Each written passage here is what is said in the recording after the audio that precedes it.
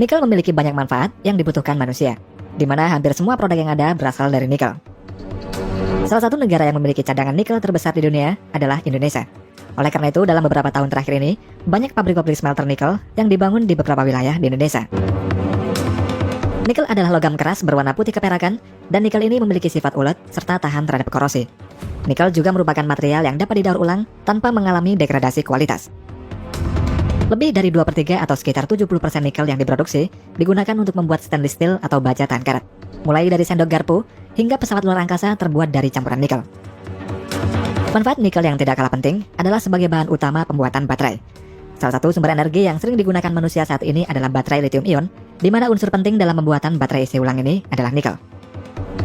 Baterai lithium ini banyak digunakan dalam berbagai alat elektronik seperti smartphone, laptop, hingga mobil listrik.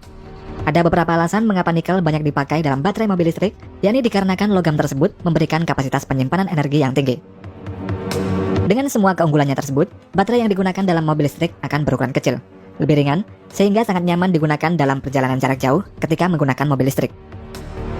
Karena itulah dalam beberapa tahun terakhir, nikel menjadi salah satu topik perbincangan hangat di seluruh dunia. Dan semakin tahun, nikel digadang-gadang akan menjadi komoditas masa depan, serta nikel ini menjadi pendorong perubahan dalam pemanfaatan energi. Pada tahun 2030 mendatang, sebanyak 20% dari total konsumsi nikel global diperkirakan akan digunakan untuk baterai mobil listrik maupun baterai sistem penyimpanan energi. Untuk di pasar, nikel terbagi menjadi dua jenis, yaitu nikel kelas 1 dan nikel kelas 2. Nikel kelas 1 memiliki kadar di atas 99,8%. Digunakan untuk banyak produk, seperti komponen baterai mobil listrik. Sementara nikel kelas 2 dengan kadar di bawah 99,8% banyak digunakan untuk pembuatan stainless steel.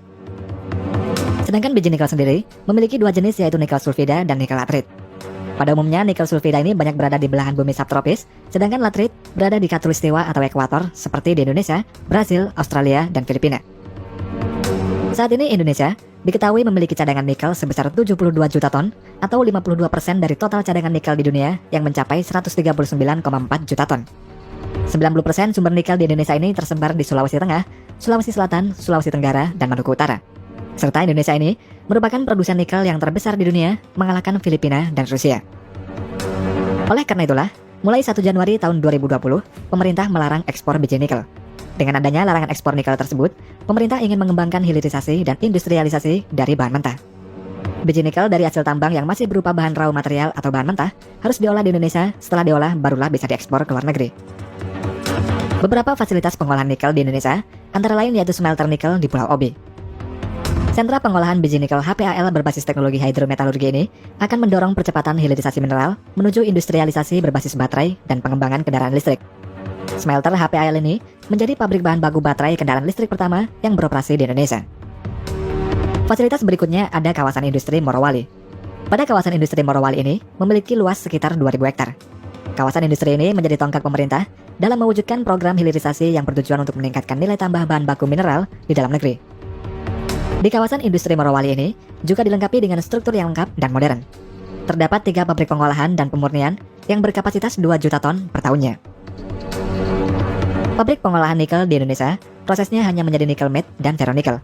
Lalu kemudian diekspor ke luar negeri, hal ini dikarenakan teknologi yang digunakan di Indonesia masih terbatas. Sedangkan di luar negeri, nikel diolah sampai menjadi produk akhir menjadi nikel murni karena teknologi yang mereka miliki sudah sangat canggih. Secara umum untuk memproses nikel, lapisan tanah atau ore yang mengandung nikel diangkut menggunakan dump truck menuju ke pabrik pengolahan. Ore tersebut dimasukkan ke dalam mesin crusher untuk proses penghancuran, sehingga ore menjadi berukuran kecil, lalu di-screening untuk memperoleh ukuran ore yang sudah ditentukan. Untuk selanjutnya, ore dimasukkan ke dalam mesin konsentrator. Di dalam mesin ini, ore dihancurkan lagi sampai ore berukuran halus, lalu dicampur dengan air sehingga menjadi konsentrat. Kemudian konsentrat masuk dalam proses flotation, yakni proses pemisahan nikel dengan mineral lainnya melalui pengapungan pada suatu wadah khusus. Setelah itu konsentrat dikeringkan dengan mesin rotary dry pada suhu yang telah ditentukan. Pengeringan atau drying ini merupakan proses untuk mengurangi kandungan kelembapan pada konsentrat hingga mencapai 20-15%. Setelah pengeringan, konsentrat masuk ke dalam proses refining atau pemurnian. Pada proses ini dapat dilakukan 2 metode, yaitu metode yang berbasis air atau disebut juga dengan hidrometalurgi, kemudian metode yang berbasis api atau disebut juga dengan pyrometalurgi. Untuk hidrometalurgi adalah metode yang mana dalam prosesnya melibatkan reaksi-reaksi kimia dalam larutan berair. Teknologi hydromet ini memiliki kelebihan dibanding metode pirometalurgi, yakni dalam prosesnya tidak menghasilkan emisi udara karena hanya menggunakan bahan-bahan kimia tertentu saja. Sedangkan untuk metode pirometalurgi, kebanyakan digunakan di negara-negara seperti Kanada, Indonesia, dan Brasil.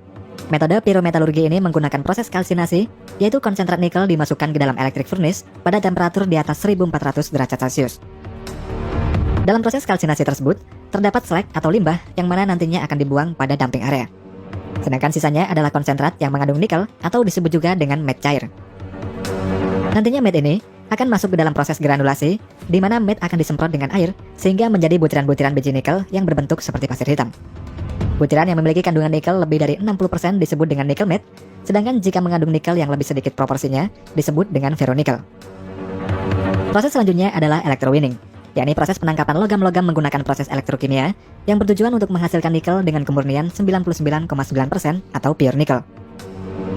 Dalam proses electrowinning ini, plat aluminium akan berperan sebagai katoda dan plat lainnya berperan sebagai anoda, yang kemudian dimasukkan ke dalam wadah khusus yang terdapat butiran-butiran biji nikel yang sudah diberi campuran kimia khusus.